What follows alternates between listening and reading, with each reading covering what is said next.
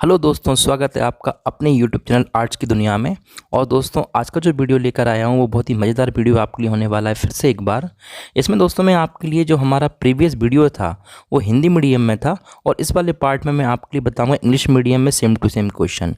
यानी कि भाई ऐसे लोग, ऐसे दोस्त यार, ऐसे सब्सक्राइबर्स जिनके लिए कन्फ्यूज़न है कि इंग्लिश मीडियम का कंटेंट नहीं मिल पाता, और अगर वो बीए सेकेंड ईयर के कंटेंट की तलाश कर रहे हैं तो भाई ये वीडियो आपके लिए है। तो वीडियो को पूरा देखिएगा और जो भी आपके डाउट हो यार कमेंट कीजिएगा, क्योंकि कमेंट के जवाब अक्सर मैं आपके लिए देता रहता हूँ। और डिस्कस करते हैं, चलिए आज का वीडियो। तो दोस्तों, जैसा कि आप देख सकते हैं स्क्रीन पर लिखा हुआ है, describe the sources of medieval Indian history. Sources आपको डिस्क्राइब करना है मिडिवल इंडियन हिस्ट्री के। दोस्तों मैं आपको थोड़ा सा बता दूं, इसमें पेपर आपके बहुत जल्द आने वाले हैं। आप किसी भी यूनिवर्सिटी से हो, ये वीडियो आपके लिए हर यूनिवर्सिटी में काम करेगा। बिकॉज आप लोग जानते हो एनईपी 2020 के बाद जितनी भी असमानताएं थी, जितनी इनइक्वलिटीज़ थी सिलेबस को लेकर, वो सारी हटा दी गई हैं। तो दोस्तों डिस्कस करते हैं क्वेश्चन। तो describe the sources of medieval Indian history. आपके लिए जो इंडियन हिस्ट्री है, कौन सी हिस्ट्री? Medieval history.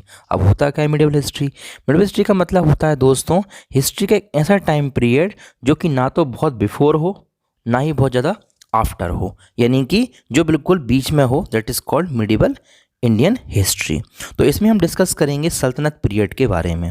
क्या होता है सल्तनत पीरियड? तो दोस्तों as you know, Indian history में 1206 से लेकर 1526 के टाइम पीरियड को कहा गया है सल्तनत पीरियड। इसकी इन्फॉर्मेशन आपको कई तरह के रूलर्स की डायनेस्टी से मिल सकती है। Let's slave dynasty, Khilji dynasty, Tughlaq, Syed and Lodhi. तो इसका मतलब क्या है? अगर आपके लिए क्वेश्चन आता है एमसीक्यूज पर कि सल्तनत पीरियड में कितनी डायनेस्टी ने रूल किया इंडिया पर, so the answer is 5 dynasty. तो यहाँ पर बताया हुआ है कि इन्हीं पाँचों राजाओं के, इन्हीं पाँचों डायनेस्टीज़ के रूल को कहा जाता है क्या? सल्तनत पीरियड। अब इनके सोर्सेज की बात करें, दो तरह के सोर्सेज अवेलेबल हैं हमारे पास। एक होता है लिटरेरी सोर्सेज, दूसरे होते हैं आर्कियोलॉजिकल एविडेंसेस, आर्कियोलॉजिकल सोर्सेज। अगर हम बात करें फर्स्टली दोस्तों आर्कियोलॉजिकल एविडेंसेस की, तो ये बहुत ज़्यादा इंपॉर्टेंट हमको नहीं लगते। क्यों? क्योंकि लिटरेरी सोर्सेज इन लोगों ने खुद लिखवाए थे, और आर्कियोलॉजिकल सोर्सेज आप समझते हैं दोस्तों जो ज़मीन में से मिलता है। तो इस पीरियड में जो कई हिस्टोरियंस ऐसे रहे जिनकी किताबें आज मौजूद हैं, और इन लोगों ने कहीं ना कहीं इन सारी डायनेस्टी के जो राजा थे, इन लोगों के साथ, इनके सुल्तानों के साथ क्या किया हुआ है?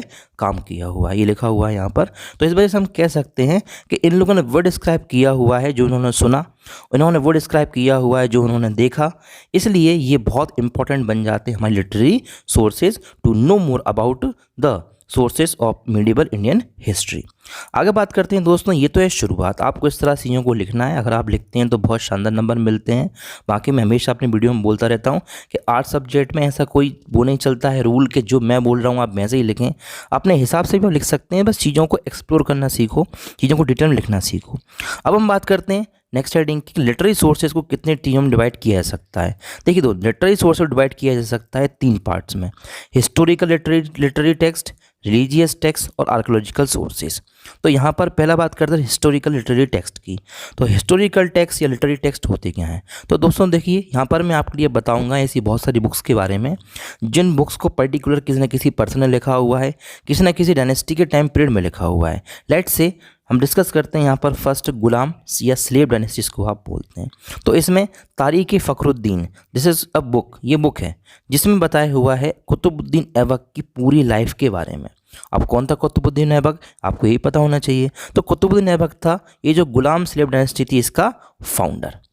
उसके बाद क्या लिखा हुआ है कि यहाँ पर आपके लिए इस किताब के थ्रू इस कुतुबुद्दीन ऐबक की लाइफ के बारे में पता चलेगा, साथ में आपको और इन्फॉर्मेशन भी मिल सकती है।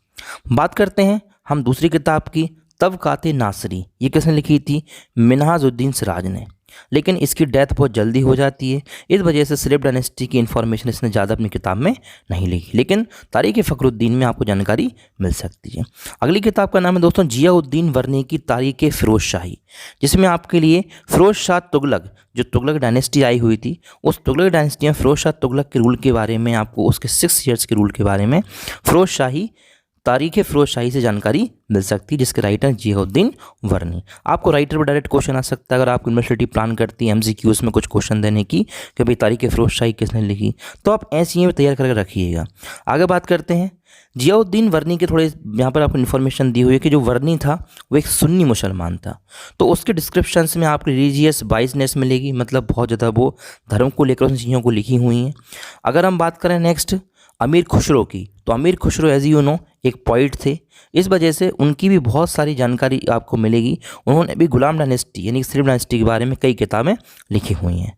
इसके अलावा दोस्तों ऐसा नहीं केवल ये जो उनके दरबार में काम करते थे यही लोग थे, there were so many travellers in that time, जैसे कि अलवर एक ट्रैवलर था, इब्न बतूता, ये ऐसे ट्रैवलर्स जिन्होंने भी इंडिया में उस समय विजिट किया इंडिया को, इंडिया की social, political, economical, cultural history को देखा और उसको अपनी डायरीज़ में, अपने क्रोनिकल्स में नोट डाउन किया।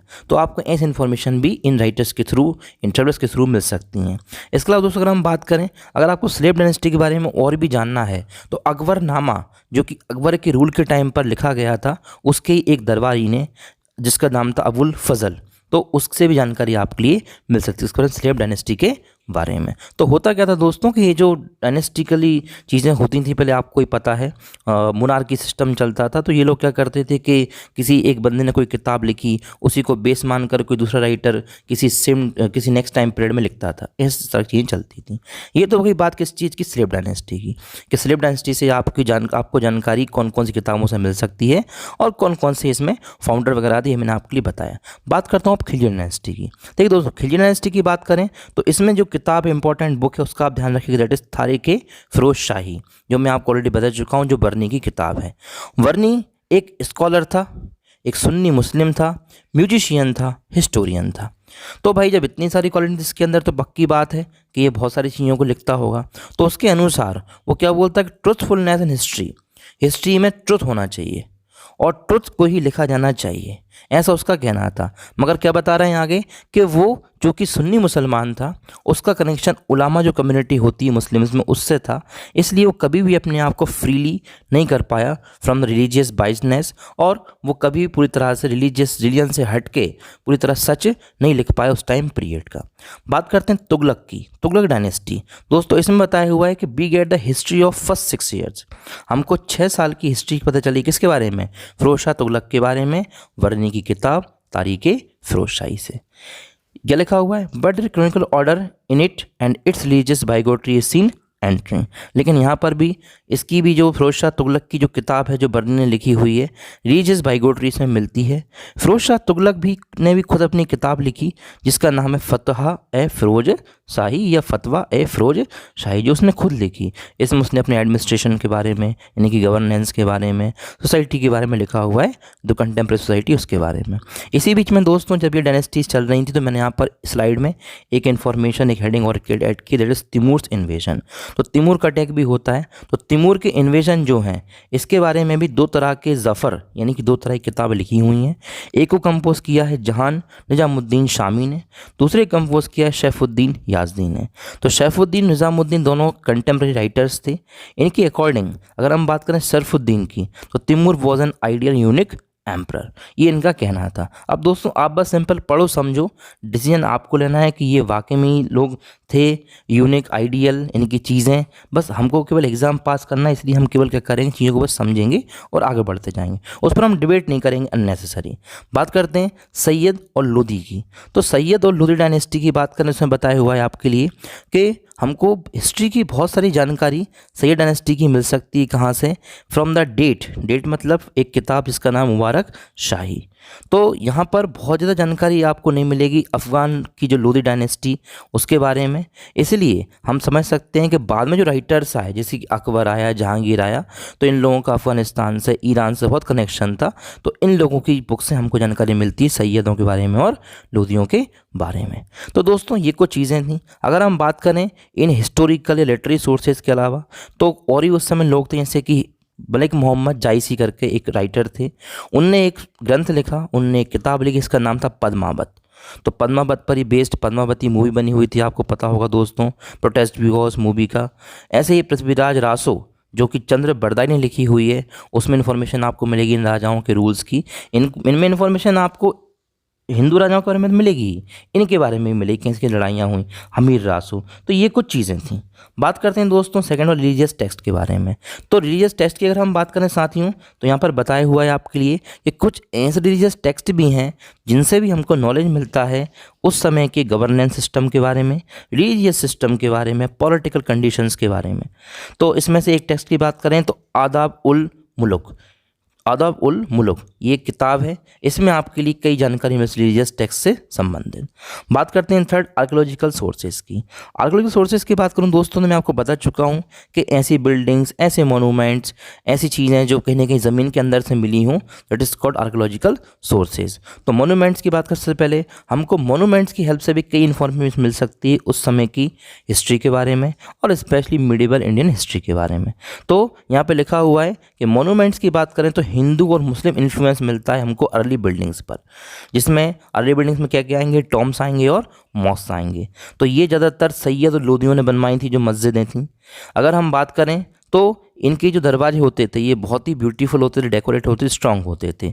तब भी it has to be accepted that Sayyid and Lodi period buildings were not as beautiful as Khilji period buildings. तो सैयद और लोदी की बिल्डिंग्स जो थी, इनकी डायनेस्टी के पहले जो खिलजी थे, इन्होंने भी कई बिल्डिंग्स बनवाई, तो हमको जानकारी मिल सकती है। अगर हम बात करें सल्तनत पीरियड मुसलमान थे, वो अपने आर्च और अपने डोम्स के लिए जाने जाते थे, मतलब इनकी जो मेहराब थी बिल्डिंगों की वो और डोम्स, ये बहुत ही शानदार तरीके से बनवाते थे।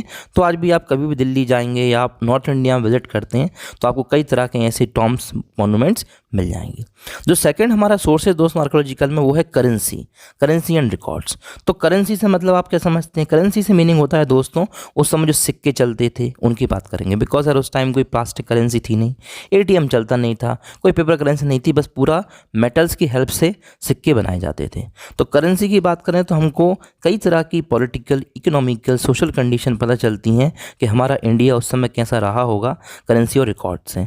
अगर हम बात करें मोहम्मद तुगलक की एग्जाम्पल के तौर पर, तो वो मोहम्मद तुगलक जो है, इसने भी उस समय उसने भी कारखाने बनवाए थे जहाँ पर सिक्के तैयार होते थे। तो हिस्ट्री की अगर हम बात करें तो आपको कॉइन्स की हेल्प से बहुत पता चल सकता है, चाहे वो मुस्लिम राजा हों चाहे वो हिंदू राजा हों। हिंदू राजाओं में भी साउथ इंडिया के जो राजा हैं जैसे कि चोल डायनेस्टी, चेरा डायनेस्टी, ये सारे लोगों की हम बात करें आपको सिक्कों से पता चल सकता है। इसके अलावा उस समय अगर आपको याद हो तो विजयनगर डायनेस्टी थी, मदुरई डायनेस्टी थी, तो ऐसे कॉइन्स इंस्क्रिप्शन से भी आपको पता चल सकता है। तो दोस्तों ये था सल्तनत पीरियड के बारे में पूरी इन्फॉर्मेशन की सोर्सेज कौन कौन से होते हैं। और अगर आप हेडिंग वाइज ये सब लिखते हो तो निश्चित ही आपको बहुत ही शानदार नंबर मिल जाएंगे साथियों। अगर आपको पीडीएफ चाहिए तो आप कमेंट कर सकते हैं, मैं आपको पीडीएफ की लिंक शेयर कर दूंगा। बात करते हैं दोस्तों मुगल पीरियड की। अगर हम बात करें मुगल पीरियड की तो दोस्तों मुगल पीरियड के भी मिडिवल इंडिया में ही आएगा और इसमें भी कई तरह के सोर्सेज होते हैं। तो दोस्तों इसको लेकर मैं नेक्स्ट पार्ट लेकर आऊँगा इस वीडियो का और इसमें आपको लिए बताऊँगा मुगल पीरियड के बारे में। तो मिलता हूँ बहुत जल्द नेक्स्ट वीडियो में, तब तक के लिए देखते रहिए हमारा चैनल, आपका चैनल आर्ट्स की दुनिया। जय हिंद, वंदे मातरम।